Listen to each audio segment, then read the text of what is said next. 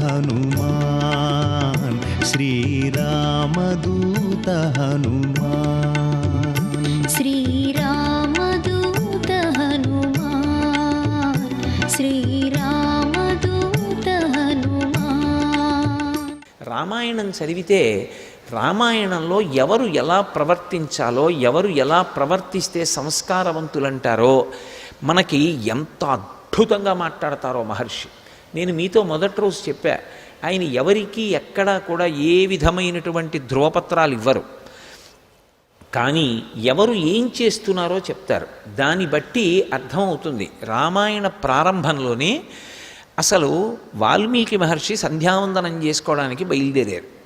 సంధ్యావందనానికి బయలుదేరారంటే తమసా నదీ స్నానం చేస్తారు ఆయన.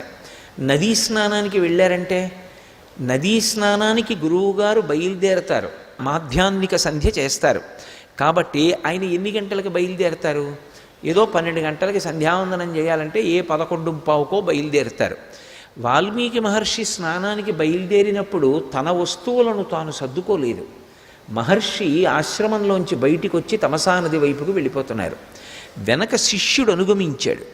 అనుగమించిన శిష్యుడు గురువుగారు స్నానం చేస్తే ఏమేం కావాలో, గురువుగారికి సంధ్యావందనానికి ఏం కావాలో జ్ఞాపకం పెట్టుకుని అవన్నీ శిష్యుడు పట్టుకున్నాడు. ఇవి మహర్షి ఎక్కడ మరిచిపోరు. రామాయణం చదివితే ఒక అద్భుతం మీకు గోచరిస్తుంది. అసలు రామాయణంలో ఉన్న గొప్ప విషయం ఏమిటంటే కేవలం కథని వర్ణించరు, ప్రతి చిన్న విషయాన్ని కూడా మహర్షి చెప్తారు. సర్వం శ్రీ ఉమామహేశ్వర పరబ్రహ్మార్పణమస్తు. స్వస్తి.